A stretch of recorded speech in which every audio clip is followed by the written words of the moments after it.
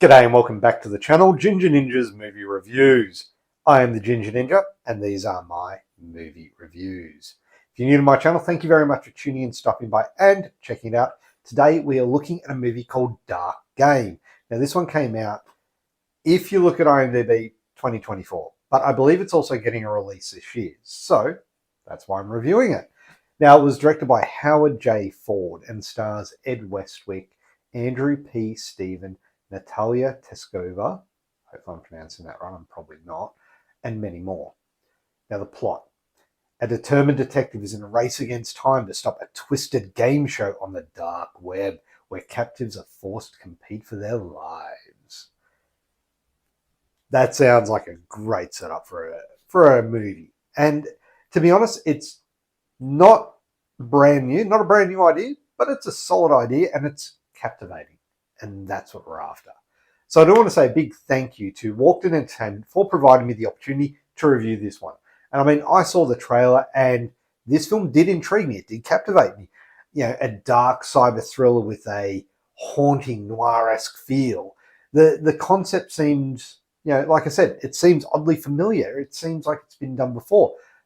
But the execution of this one is what keeps it fresh. So without further ado, let's log into DarkGame.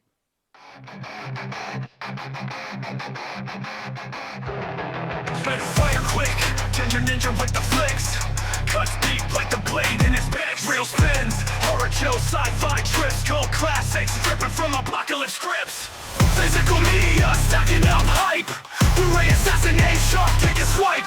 Thriller snake killer with adrenaline despite. Ginger Ninja slices cinema, sharp as a knife. VHS vibe, rewind to the grind. Laser disc finds hidden gems in the mind. Thrills on the screen, a grindhouse combined. Reviews hit heavy, steady, never blinds. A dojo fills the kata master. Scene after scene, break his speed, go faster. So kicking it off with the cast and Ed Westwick. Now I had heard his name before. I know he was in Gossip Girl, probably some other things that I'm struggling to remember. But what I mainly know, and I never actually watched Gossip Girl, but that's what I knew him from. So seeing him in this was quite different. But he delivers a solid performance and he portrays this troubled cop with some real intensity. But some of the intensity felt very forced, especially in certain scenes. And despite his best efforts, these scenes were probably hindered by a script which was kind of offering a bit of limited depth. Now, that's not to say he was doing a bad job.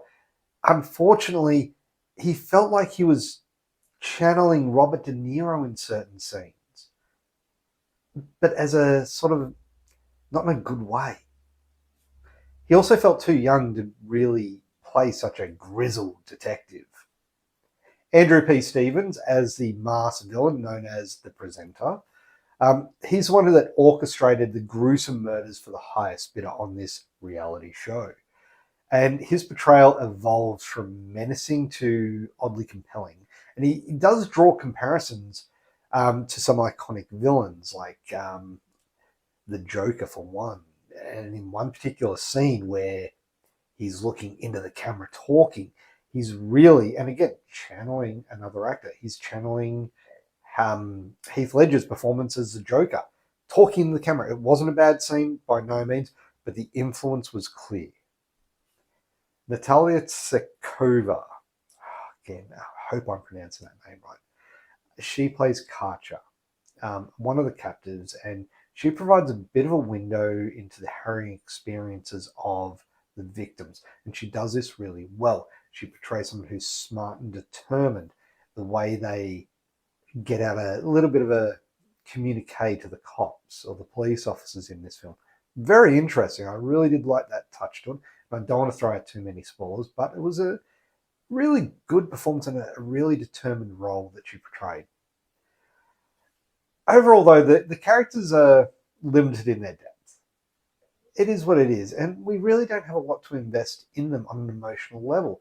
A lot of that comes down to the script. It is very fast-paced. We're thrown straight into it. So let's look at the directing and writing. Moving on to the directing and the writing. Howard J. Ford. He is known for his work in horror and thriller genres in particular, and some of his films like The Dead, which I am a huge fan of, and its sequel, The Dead to India. Now, if you haven't seen those films, I highly recommend you do check them out. Because what this film does, DarkGame, it showcases his ability to create tense atmospheres. The film's got a very noirish cinematography and a fluid style which work in drawing you into this dark and gritty world. Now, the film maintains a very steady pace and effectively builds suspense as the plot unfolds. However, the film does struggle to break free from genre cliches, and it does limit its overall impact. The visual style contributes to the film's atmosphere heavily. The lighting choices were questionable, and they're overly dark, making certain scenes very difficult to see. It's only a few scenes, and it's not a big thing, but for a moment it does take you out of it. Now, the writing is what it is. I felt that the characters were very stereotypical, but I did like the performances that the actors gave. They just weren't given enough depth, particularly the presenter. Like, I get it. He's behind the mask. We're not supposed to know who he is, but like, I would have liked just a little bit more about him, and also a little bit more about both our two main characters. So yeah, I felt there was more to their stories that could have been told. Unfortunately, I get it. Budgetary limitations, time limitations, they all factor into it. Yeah. Overall, though, directing's pretty good. Now on to the effects. And look, DarkGame employs special effects sparingly, and it focuses more on psychological tension, and it opts for the implication over explicit gore. This approach effectively maintains tension without resorting to gratuitous violence. Now, this could very well come down to the budget, as I mentioned, but in this case, it worked by keeping the more grisly sequences out of sight, and allows for us as a viewer to use our imaginations, disturbing as that may be.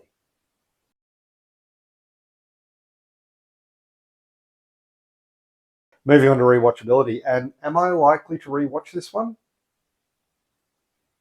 Yes and no. Look, as a standalone film, I'm really glad to have watched this one. I did enjoy it. However, there's nothing in this film to draw me back into want to rewatch it. That being said, if there is a sequel, then I am more likely to go back and rewatch this one just to refresh myself on it. So, final verdict. DarkGame offers a suspenseful narrative with solid performances, particularly from Ed Westwick and Andrew P. Stephen. Howard J. Ford's direction brings a noirish aesthetic that embraces a tense atmosphere. And look, while the writing doesn't venture into new territory, it presents a very engaging story. Overall, DarkGame is a very compelling watch for fans of dark web cybercrime thrillers. For a score, DarkGame gets a 6 out of 10. And there you have it. That is my review of DarkGame. Look, highly recommend you check this one out. It is a very tense psychological thriller. Very good cop movie too. So yeah, definitely worth checking out. Anyway, again, thank you to Walkden Entertainment for providing me this to review. It was a great movie to check out. Glad I did, and thank you. So there you have it. Make sure you do hit that thumbs up button. Be much appreciated. And if you haven't already, please do consider subscribing to the channel. Hit that notification bell so you are notified every time I do release a new review. We do have my 60-second reviews. They're always up. And I've got my Trashy Tuesdays. They're a lot of fun. We're looking at prison-themed films this month. And Franchise Friday, where we're going through the Alien franchise. And then next time, we've got another franchise coming up, but more on that later. Anyway, thank you very much for watching. Have a great day. Bye.